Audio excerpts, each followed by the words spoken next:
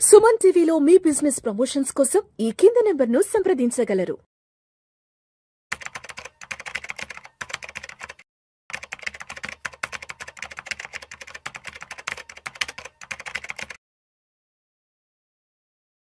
నమస్తే, welcome to Vishnu talks. నేను విష్ణు. ప్రస్తుతం నాతో పాటు స్టాక్ మార్కెట్ అనలిస్ట్ హర్ష ఉన్నారు. వారితో మాట్లాడదాం. నమస్తే హర్ష. నమస్తే. Welcome to Vishnu talks and welcome to Suman TV. Thank you. So Harsha, ఈ వీడియోలో కాస్త డీటెయిల్డ్గా గోల్డ్ అండ్ సిల్వర్ ప్రైసెస్ గురించి మాట్లాడుకుందాం. ప్రస్తుతానికి 24 క్యారెట్స్ 10 గ్రామ్స్ అయితే ఆల్మోస్ట్ 1,18,000 క్రాస్ అయిపోయి 1,20,000 25,000 వైపు పరుగులు పెడుతుంది. సిల్వర్ విషయానికి వస్తే కేజీ దాదాపు 1,41,000 42 43 వద్ద పరుగులు తీస్తుంది, ఇంక్లూడింగ్ 3% జిఎస్టీ. ఇప్పటివరకు మనం మాట్లాడుకుంది రిటైల్ షోరూమ్ ప్రైసు. ఎందుకంటారు బంగారం ధరల్లో ఇంత పెద్ద ఎత్తున ర్యాలీ వస్తుంది? అండ్ ఒక్కసారి అసలు లాస్ట్ 3 ఇయర్స్ అంటే దీపావళి టు దీపావళికి బంగారం ధరలు ఎంత పెరిగాయో చూస్తే 2023 దీపావళి అప్పటికి ఆల్మోస్ట్ 17.60 రిటర్న్స్ ఇచ్చాయి. అంటే 17% ప్రైసెస్ రిటర్న్స్ అనేవి ఎక్కువ వచ్చాయి. అండ్ 2024 చూస్తే గోల్డ్లో 41.43% రిటర్న్స్ వచ్చాయి. అండ్ ఇప్పుడు ప్రజెంట్ 2025 సెప్టెంబర్ నాటికి ఆల్మోస్ట్ 45% రిటర్న్స్ గోల్డ్ నుంచి రావడం జరిగింది. ఎందుకంటారు పర్టికులర్గా లాస్ట్ 3 ఇయర్స్ నుంచి గోల్డ్లో ఇంత పెద్ద ర్యాలీ రావడం జరిగింది? సో గోల్డ్ గురించి మనం అర్థం చేసుకోవాలంటే as an investment class just last 3 years కాకుండా ఒక 15 ఇయర్స్ వరకు వెళ్దాం. 2010-11 నుంచి 2020 ఒక డెకెడ్ వరకు గోల్డ్ మీకు ఆల్మోస్ట్ 0 రిటర్న్స్ ఇచ్చాయి.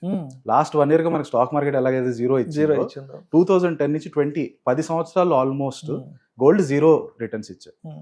జనరల్ గా ఏంటి, మనుషుల దగ్గర లైక్ ఇన్వెస్టర్స్ దగ్గర ఉండే డబ్బులు ఎక్కడెక్కడ పెడతారు? ఒకటి వచ్చి బ్యాంక్ అకౌంట్ లో పెట్టుకుంటారు, లేదా రియల్ ఎస్టేట్ లో ఇన్వెస్ట్ చేస్తారు, లేదా గోల్డ్ కొంటారు, లేదా స్టాక్ మార్కెట్ లో కొంటారు. ఎప్పుడైతే ప్రపంచంలో ఎటువంటి అన్సర్టెనిటీ అయినా వస్తే అప్పుడు అందరూ గోల్డ్ మీద ఇన్వెస్ట్ చేయాలని చూస్తారు. అసలు ఏంటి అన్సర్టెనిటీ అంటే, మాక్సిమం డబ్బులు ఇన్ జనరల్ స్టాక్ మార్కెట్లోకి వెళ్తాయి. స్టాక్ మార్కెట్ అంటే ఏంటి? కంపెనీస్, ఆ కంపెనీస్కి ఎంత లాభాలు ప్రతి సంవత్సరం తీసుకొస్తున్నాయి, వాళ్ళు వచ్చే లాభాలు బట్టి స్టాక్ మార్కెట్లో స్టాక్ ప్రైస్లు పెరుగుతాయి. అన్సర్టెనిటీ అంటే ఏంటి? ఇప్పుడు ఈరోజు స్టాక్ మార్కెట్లో నేను ఒక స్టాక్ కొనాలంటే నాకు ఒక అంచనా ఉంటుంది. వచ్చే 3 సంవత్సరాల్లో ఈ కంపెనీలో నాకు ప్రతి సంవత్సరం ఒక 20 రూపాయలు లాభం వస్తుంది. ఆ అంచనా వేసుకొని నేను పెడతాను డబ్బులు 100. రేపు సడన్గా ఆ కంపెనీ అమ్మే ప్రోడక్ట్ ఏదైతే ఉందో అది ఇండియా నుంచి అమెరికా అమ్ముతున్నాడు అనుకోండి. అమెరికా వాళ్ళు ఈ రోజు నుంచి రేపటి నుంచి నువ్వు మా కంట్రీలో అమ్మడానికి వీలు లేదు అని అంటే నేను వేసుకున్న అంచనా అతనికి 20 రూపాయలు లాభం వస్తుంది అనేది అది తారుమారు అయిపోతుంది. అదే 10 రూపాయలకు పడిపోవచ్చు, 15 పడిపోవచ్చు, 5 రూపాయలు పడిపోవచ్చు. ఎప్పుడైతే ఇలాంటి తారుమారు సిచ్యువేషన్లు వస్తాయో అలాంటి టైంలో జనాలు స్టాక్స్ మిగతావన్నీ వదిలేసి గోల్డ్ కొనాలని చూస్తారు. ఇన్ జనరల్గా అన్సర్టెనిటీ, ప్రపంచంలో ఎటువంటి అన్సర్టెనిటీ వచ్చినా గోల్డ్ ప్రైజులు పెరుగుతాయి. 2019లో ఎస్పెషల్గా గోల్డ్ ఆల్మోస్ట్ 11 నుంచి 19 వరకు ఒక 9 ఇయర్స్ నార్మల్గా ఉండి 0 రిటర్న్స్ ఇచ్చి అక్కడి నుంచి పెరగడం మొదలుపెట్టింది. 2019లో ఏం జరిగిందంటే అమెరికా చైనా మధ్యలో తారిఫ్ వార్, మన ట్రంప్ ఫస్ట్ టర్మ్లో ట్రేడ్ వార్ మొదలు పెట్టాడు. చైనా మీద తారిఫ్లు, ఈ రోజు నుంచి చైనా నుంచి వచ్చే ప్రోడక్ట్స్ అన్నిటి మీద డబ్బులు 10% ఎక్కువ కట్టాలి, 50% ఎక్కువ కట్టాలి, అలా స్టార్ట్ చేశారు. దానివల్ల అన్సర్టెనిటీ వస్తుంది. ఎందుకు అన్సర్టెనిటీ వస్తుంది అంటే ఆ ఈవెంట్ జరగక ముందు వరకు అందరూ అమెరికాలో ఒక వస్తువు 20 రూపాయలకు అమ్ముడుపోతుంది, దీంట్లో నుంచి అది వస్తువు తయారు చేసిన కంపెనీకి ఒక 5 రూపాయలు ప్రాఫిట్ వస్తుంది, కాబట్టి నేను ఆ కంపెనీలో ఇన్వెస్ట్ చేస్తే నాకు ప్రతి సంవత్సరం ఇంత 5 రూపాయలు ప్రాఫిట్ వస్తుంది, అందుకని ఆ అంచనాతో ఇన్వెస్ట్ చేస్తారు. కానీ ట్రంప్ ఎప్పుడైతే తారిఫ్లను అనౌన్స్ చేస్తాడో ఆ అంచనాలు తారుమారు అయిపోతాయి. ఎందుకు? ప్రోడక్ట్ ప్రైసే మీరు చైనా నుంచి వచ్చే ప్రోడక్ట్ ప్రైస్ మీద రేటు పెంచేసినప్పుడు ఆ కంపెనీ ఆ మొత్తం పెంచిన పెరుగుదలని మార్కెట్లోకి తీసుకెళ్ళలేదు. ఒక అరటిపండు 20 రూపాయలకు అమ్ముతున్నారు, చైనా నుంచి వస్తుంది అనుకోండి, దాని సడన్గా రేపటి నుంచి 25 రూపాయలు అంటే అది అమ్మకాలు తగ్గిపోతాయి. కాబట్టి ఆ కంపెనీ ఎంతైతే తారిఫ్స్లు పెంచాడో దాంట్లో కొంత వాళ్ళ ప్రాఫిట్స్ని కూడా తగ్గించుకుంటారు, రేటు తగ్గించడానికి, ఒక 22 రూపాయలు పెంచడానికి. అంటే మిగతా 3 రూపాయలు వాళ్ళ ప్రాఫిట్స్లో తగ్గిపోతాయి. సో ఎప్పుడైనా సరే ఇలాంటి తారిఫ్స్, ఇలాంటి ఇంపాక్ట్స్ జరిగినప్పుడు కంపెనీ వచ్చే ప్రాఫిట్స్లో కొంచెం ఫ్లక్చువేషన్స్ వస్తాయి. మీరు ముందుగా ఊహించుకున్న ప్రాఫిట్స్ అయితే రాకుండా కొంచెం అటు కానీ ఇటు కానీ ఫ్లక్చువేషన్స్ వస్తాయి. అలాంటి ఫ్లక్చువేషన్స్ టైంలో మార్కెట్ ఏమవుతుందో తెలియదన్న స్థితిలో జనాలు స్టాక్ మార్కెట్ నుంచి గోల్డ్లో పెడతారు. సో 2019లో మొదటిసారి అన్సర్టెనిటీ, ట్రంప్ చైనా మీద తారిఫ్ వారు మొదలు పెట్టాక ఆ అన్సర్టెనిటీ వల్ల జనాలు గోల్డ్లో పెట్టి 30,000 నుంచి 2011 నుంచి 19 వరకు 30,000 గోల్డ్, ఆల్మోస్ట్ ఒక 5,000 అటు ఇటు వెళ్తుంది, 30,000లోనే ఉండి 2019 నుంచి 30,000 నుంచి పెరగడం మొదలుపెట్టింది. 2020లో మనకు కోవిడ్ వచ్చేసింది. కోవిడ్ అనదర్ పెద్ద అన్సర్టెనిటీ. దానివల్ల అసలు కంపెనీలకు వచ్చే లాభాలు మొత్తం నష్టాల్లోకి వెళ్ళిపోయారు ప్రపంచంలో ఉన్న కంపెనీలని. కాబట్టి అది ఇంకో పెద్ద అన్సర్టెనిటీ వల్ల జనాలు ఇంకా గోల్డ్ కొనడం మొదలు పెట్టారు. అలా కోవిడ్ టైంలో ఈ 30,000 నుంచి స్టార్ట్ అయింది, 50,000 దాకా టచ్ అయింది. 2021 నుంచి 2023 మధ్యలో వరకు ఆ 50,000కి అటు ఇటుగా అలాగే కంటిన్యూ అయింది. 2023లో ఏం జరిగిందంటే, ఎస్పెషలీ మన 2022 రష్యా ఉక్రెయిన్ వార్ అప్పుడు అమెరికా ఒక చాలా పెద్ద తప్పిదం చేసింది. అది ఏంటంటే, రష్యా వాళ్ళ యుక్రెయిన్ మీద యుద్ధం కోసం వాళ్ళకి డబ్బులు కావాలి కదా. అయితే రష్యా కొంత సంపద అమెరికన్ డాలర్స్లో ఉంది. అమెరికా వాళ్ళు ఏం చేశారు, అమెరికా యూరోపియన్ నేషన్స్ కలిసి రష్యా ఎక్కడెక్కడైతే డాలర్స్ ఉన్నాయో అది మొత్తం ఫ్రీజ్ చేసేయండి అన్నారు. అంటే రష్యా మళ్ళీ అది వెనక్కి తీసుకునే వీలు లేకుండా చేయడం అనమాట. లాక్ చేశారు. అప్పుడు దాని ప్రభావం ప్రపంచంలో ఉన్న దేశాలన్నిటి మీద పడింది. ఎందుకు? ప్రతి దేశం దగ్గర అమెరికన్ డాలర్లు ఉంటాయి, ఇండియా దగ్గర కూడా ఉంది. ఇప్పుడు రేపు ట్రంప్కి మన మోదీ మీద కోపం వచ్చో లేకపోతే మన మీద కోపం వచ్చో ఇండియాలో ఉండే డాలర్లన్నీ ఫ్రీజ్ చేసేయండి అన్నాడు అనుకో. అంటే అప్పుడు మన దగ్గర ఉండే డాలర్ విలువ 0 అయిపోతుంది. అంటే అప్పుడు కానీ మనం నోట్లు రద్దు చేసినట్టు. ఎగ్జాక్ట్లీ, నోటు రద్దు చేసినట్టు అమెరికన్ డాలర్లు మీ దగ్గర నుంచి మేము ఎవరు కొనమని చెప్పేస్తారంటే మనకి అది చాలా సడన్ షాక్ అయిపోతుంది ఎకానమీకి. ఆ భయం అనేది ప్రపంచంలో ప్రతి కంట్రీ, ఎస్పెషలీ సెంట్రల్ బ్యాంక్స్ కి ఆ భయం అనేది బాగా ఎక్కింది. ఎప్పుడైతే అమెరికా రష్యా $300 బిలియన్ ని ఫ్రీజ్ చేసేయమన్నారు, దానివల్ల ఏం జరిగింది, ప్రపంచంలో ఉండే సెంట్రల్ బ్యాంక్స్ వాళ్ళ దగ్గర ఉంటాయి మాక్సిమం డాలర్స్ కంట్రీలోది. వాళ్ళు ఏం చేశారంటే, ఇక్కడ నుంచి ఇంకా డాలర్లు పెట్టుకుంటే చాలా డేంజరు, ఈ డాలర్లు అమ్మేసి దాంతో గోల్డ్ కొనుక్కోవడం బెటర్ మనకి. గోల్డ్ని అయితే ఎవరు ఆపలేరు, గోల్డ్ నేను ఎక్కడికైనా పోయి అమ్ముకోవచ్చు. అమెరికా నేను డాలర్లు వెనక్కి తీసుకొని అనొచ్చు, కానీ గోల్డ్ అయితే వెనక్కి తీసుకొని అమెరికా అనకపోతే వేరే కంట్రీకి పోయి నేను గోల్డ్ అమ్ముకోవచ్చు. కనుక సెంట్రల్ బ్యాంక్స్ అందరూ కూడా వాళ్ళ దగ్గర ఉండే డాలర్స్ని తగ్గించుకుంటా ఆ డబ్బులతో గోల్డ్ని కొనడం మొదలు పెట్టారు. ఓకే, ఇది ఇంతకుముందు గతంలో ఎప్పుడు అలాంటి సిచ్యువేషన్ రాలేదు. సడన్ గా ప్రపంచంలో ఉన్న సెంట్రల్ బ్యాంక్స్ అందరూ గోల్డ్ కొనడం మొదలు పెట్టారు. దానివల్ల గోల్డ్ కొండే డిమాండ్ బాగా పెరిగిపోయింది.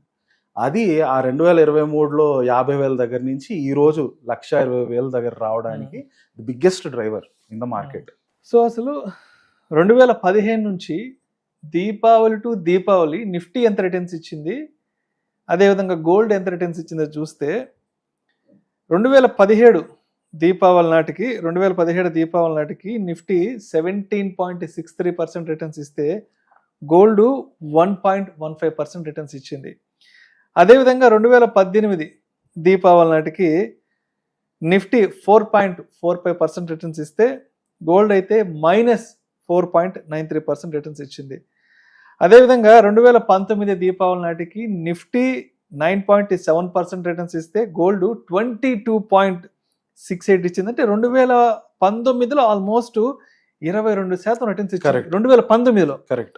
సో 2020 దీపావళి నాటికి నిఫ్టీ 9.92% రిటర్న్స్ ఇస్తుంది నిఫ్టీ, గోల్డ్ ఏమో 25.56 2020లో. అండ్ 2021 దీపావళి నాటికి నిఫ్టీ 40% రిటర్న్స్ ఇస్తే గోల్డ్ -5.14 రిటర్న్స్ ఇచ్చింది. అండ్ 2022లో నిఫ్టీ అయితే -1, ఆల్మోస్ట్ 0 రిటర్న్, నథింగ్ రిటర్న్స్లో 0 రిటర్న్స్ ఇస్తే గోల్డ్ కూడా 2022లో -7.94% ఇచ్చింది. ఎస్, 2023 నుంచి గోల్డ్ అనేది గేమ్ చేంజర్ అయింది. 2023 దీపావళి నాటికి నిఫ్టీ 10.12% రిటర్న్స్ ఇస్తే గోల్డ్ 17.60 ఇచ్చింది. అండ్ 2024 పోయిన సంవత్సరం నిఫ్టీ 23.97% రిటర్న్స్ ఇస్తే గోల్డ్ అయితే ఏకంగా 41.43%. అండ్ మనం ఇప్పుడు జరుగుతున్న 2025 సెప్టెంబర్ నాటికి నిఫ్టీ అయితే 4% రిటర్న్స్ ఇస్తే గోల్డ్ అయితే ఆల్మోస్ట్ 45% రిటర్న్స్ ఇచ్చింది. ఏంటంటే అంటే ఇంత పెద్ద డిఫరెన్సెస్ ఏంటి అసలు అర్థం కావట్లేదు అసలు. ఎస్పెషలీ లాస్ట్ 3 years నుంచి 2023 నుంచి 2023లో 17 ఇచ్చింది, 24లో 41 ఇచ్చింది, ఈ సంవత్సరం 45 అబౌవ్ ఇచ్చింది కదా. ఎందుకంటారు 23 నుంచి మంచి ర్యాలీ తీసుకుంది gold market? Correct. So gold ఎప్పుడు అలా అంత సూపర్ ర్యాలీ చరిత్రలో ఎప్పుడు రాలేదు. లాస్ట్ టైం చరిత్రలో వచ్చింది ఎప్పుడు అంటే 1970s నిక్సన్ షాక్ అంటారు. రిచర్డ్ నిక్సన్ ఒక రోజు $US గోల్డ్స్ కి ఇంకా లింకేజ్ లేదన్నప్పుడు, ఆ తర్వాత ఇన్ఫ్లేషన్, అమెరికాలో ఇన్ఫ్లేషన్, ఆయిల్ ప్రైసులు పెరిగి ఇన్ఫ్లేషన్ బాగా పెరిగినప్పుడు గోల్డ్ భయంకరంగా పెరిగింది. That was the first instance. ఆ తర్వాత మంచి ర్యాలీ గోల్డ్ ఎప్పుడు ఇచ్చిందంటే మన 2008, 2005 to 2010 పీరియడ్, ఎప్పుడైతే మన గ్లోబల్ ఫైనాన్షియల్ క్రైసిస్ వచ్చిందో ఆ టైంలో మంచి ర్యాలీ ఇచ్చింది. ఆ తర్వాత అలాంటి ర్యాలీ ఆల్మోస్ట్ 12-15 ఇయర్స్ తర్వాత 2023 అక్టోబర్ సెప్టెంబర్ నుంచి ఇప్పటి వరకు ఇస్తుంది. The biggest driver once again central bank buying. ఎప్పుడైతే సెంట్రల్ బ్యాంక్స్ కి అమెరికా డాలర్స్ నుంచి డీడాలరైజేషన్ అంటాం ఫిలామినా, అమెరికా డాలర్స్ తగ్గించుకోవాలని ఫిక్స్ అయ్యారో అందరూ సెంట్రల్ బ్యాంక్స్ కూడా స్లోగా గోల్డ్ ని కొనడం మొదలు పెట్టారు. అయితే అలా పెరుగుతూ ఇప్పుడు మీరు చెప్పినట్టు నిఫ్టీ కంటే గోల్డ్ చాలా అద్భుతంగా రిటర్న్స్ ఇచ్చాయి లాస్ట్ 2-3. కానీ ఇదే మీరు ఎప్పటికీ ఇలాగే ఉంటుందని అనుకుంటే మాత్రం చాలా నష్టపోతారు ఫ్యూచర్లో. సో ప్రస్తుతం ఇంటర్నేషనల్ ప్రైస్ గోల్డ్ చూసుకుంటే $3,750 పర్ ఔన్స్ ఆ దగ్గరలో ఉందండి. ఒక 2010 ఆ టైప్ బుల్ రన్ ప్రకారం చూసుకుంటే ఇది $4,000 వరకు టచ్ అవ్వచ్చు. సో ఇంకా $250 dollar terms, gold dollar terms లో ఇంకా $250 వరకు పెరగచ్చు. అదే రూపీ టర్మ్స్ లో చూసుకున్నా కూడా మనకి అరౌండ్ ఇంకా 1,20,000 అన్నారు కదా, 1,30,000 వెళ్ళడం అనేది చాలా సులువుగా వెళ్ళిపోతుంది. సులువుగా అంటే మేబీ ఒక 4 months 5 months టైం. కానీ ఇందాక నేను చెప్పినట్టు 11 నుంచి 19 వరకు, 2011 నుంచి 2019 వరకు గోల్డ్ 0 ఇచ్చింది. మీరు గోల్డ్ లాస్ట్ 2 ఏళ్లలో పెరిగినట్టు ఇంకా పెరుగుతుంది కదా అని ఇంకా కొనుక్కొని దాంట్లో ఎక్కువ డబ్బులు పెట్టారంటే మాత్రం ఖచ్చితంగా నష్టపోతారు. అలా అని చెప్పి ఎవరైనా సరే వాళ్ళు ఫైనాన్షియల్ ప్లానింగ్ చేసుకునేటప్పుడు, వాళ్ళు ఇన్వెస్ట్ చేసేటప్పుడు they have to allocate some percentage to gold, some to equity, some to real estate. ఆ గోల్డ్ అలొకేషన్ జనరల్ గా 5 to 10% వరకు ఉంటే చాలు. ఒకవేళ మీ దగ్గర ఆల్రెడీ 5 to 10% ఉంటే కొత్తగా తీసుకోకండి, అన్లెస్ మీకు కన్జంప్షన్ పరంగా పెళ్లిళ్ళు అలాంటి టైంలో కన్జంప్షన్ పరంగా తీసుకుంటారు, అవాయిడ్ చేయలేరు కాబట్టి అలాగో కొంటారు. బట్ లాస్ట్ 2 years ర్యాలీ అద్భుతంగా ఉండింది కదా, ఇంకా 2 లక్షలు 3 లక్షలు అయిపోద్దని ఇప్పుడే బీభత్సంగా డబ్బులు పెట్టేశారంటే మాత్రం ఆ డబ్బులు లాక్ అయిపోతుంది. దాంట్లో పెద్ద మీకు గెయిన్స్ రిటర్న్స్ ఏం రాకపోవడం వల్ల, ఇన్ఫ్లేషన్ వల్ల మీరు ఇంకా నష్టపోతారు దాంట్లో. సో గోల్డ్ మేబీ ఇంకో 10-15% డెఫినెట్ గా ఉందండి అప్ సైడ్. సిమిలర్లీ మీరు చూసుకున్నట్లయితే సిల్వర్ కూడా అలాగే మంచి ర్యాలీ, సిల్వర్ కూడా విపరీతమైన ర్యాలీ. ఎప్పుడైతే గోల్డ్ ₹1,00,000 టచ్ అయిందో అది ఒక సైకలాజికల్ లెవెల్, 1,00,000 టచ్ అవడం అనేది ఒక సైకలాజికల్ లెవెల్. దానివల్ల జనాలు గోల్డ్ నుంచి కొంచెం సిల్వర్ కొనడం ఎక్కువ మొదలు పెట్టారు. అయితే సిల్వర్ కి ఒక ప్రత్యేకత ఉంది. గోల్డ్ ఇండస్ట్రియల్ గా అంత ఎక్కువ యూజెస్ ఏమి ఉండవు, గోల్డ్ ఉండదు. గోల్డ్ ఎక్కువగా మనం స్టేటస్ సింబల్ లాగా కొనుక్కోవడం వల్ల తప్పితే సిల్వర్ లో కొంచెం ఇండస్ట్రియల్ యూజెస్ ఉంటాయి. ఆ ఇండస్ట్రియల్ యూజెస్ అనేది గత 2-3 ఏళ్లుగా బాగా పెరిగిపోతుంది. దానికి కారణం ఏంటంటే సిల్వర్ ని ఎలక్ట్రిక్ వెహికల్స్, బ్యాటరీస్ వీటన్నిటిలో కూడా వాడతారు. గ్రీన్ ఎనర్జీ సెక్టర్ లో కన్సంప్షన్ ఎక్కువ ఉంది, టెలికాం సెక్టర్. కరెక్ట్. ఎంటైర్ కొత్త ఎమర్జింగ్ సెక్టర్స్ ఏవైతే ఉన్నాయో వాటన్నిటిలో సిల్వర్ వాడకం పెరుగుతోంది. అందుకే మీరు చూసినట్లయితే అమెరికా కూడా సిల్వర్ ని ఒక క్రిటికల్ రిజర్వ్ గా పరిగణించింది కొత్తగా, రీసెంట్ గానే. ఎప్పుడు చేయలేదు అలా, ఈ రీసెంట్ గా చేయడం కారణం ఏంటంటే ఫ్యూచర్ లో మనకి సిల్వర్ చాలా అవసరం ఎక్కువ ఉంది కాబట్టి ఊరికే సిల్వర్ ని బయట దేశాలకు అమ్మకండి, మాక్సిమం అమెరికాలో వచ్చే ప్రొడ్యూస్ చేసే మైన్ చేసే సిల్వర్ ని అమెరికాలోనే ఉంచండి అని చెప్పి దాన్ని క్రిటికల్ గా పెట్టడం జరిగింది. సిల్వర్ లో కూడా గోల్డ్ టైప్ లో సిమిలర్ అప్సైడ్ ఉండొచ్చు. అండ్ ఇంకొక విషయం ఏంటంటే మన రూపీ డెప్రిసియేషన్. సో మన ఇండియాలో మనం కొనే గోల్డ్ ధర ఓవరాల్ గా ప్రపంచంలో పెరిగే గోల్డ్ ధర ఇంటూ అది డాలర్లో నమోదవుతుంది ప్రపంచంలో ఉండే గోల్డ్ ధర. అది రూపీ కన్వర్జన్, రూపీనికి డిప్రిసియేషన్ అంటే మనకి $1 $90 దాకా వచ్చేసింది కదా ఇప్పుడు. ఆ కన్వర్జన్తో మల్టిప్లై చేసినప్పుడు ఇండియన్ రూపీస్లో వస్తుంది. మీరు ఏదేదైతే లాస్ట్ 2 years లో గోల్డ్ 40% 45% అంటున్నారో దాంట్లో మన రూపీ కూడా బాగా డెప్రిషియేట్ అయింది. రూపీ డెప్రిషియేట్ అవడం కూడా యాక్చువల్ గోల్డ్ ప్రైస్ పెరగడానికి ప్లస్ రూపీ డెప్రిసియేషన్ అయ్యి ఇంకా ఎక్సలెంట్ రిటర్న్స్ వచ్చాయి. యుఎస్ ఇండియా డీల్ నవంబర్ లోపల జరుగుతుందని గవర్నమెంట్ కూడా అంటున్నారు. ఒకవేళ ఆ డీల్ కనుక సెట్ అయిపోతే డెప్రిసియేషన్ అనేది కొంచెం స్టెబిలైజ్ అయిపోతుంది, మరీ అంత ఎక్కువ డెప్రిసియేషన్ రాకపోవచ్చు. సో గోల్డ్కి ఒక సైడ్ నుంచి ఆ డ్రైవింగ్ ఫోర్స్ కొంచెం తగ్గొచ్చు.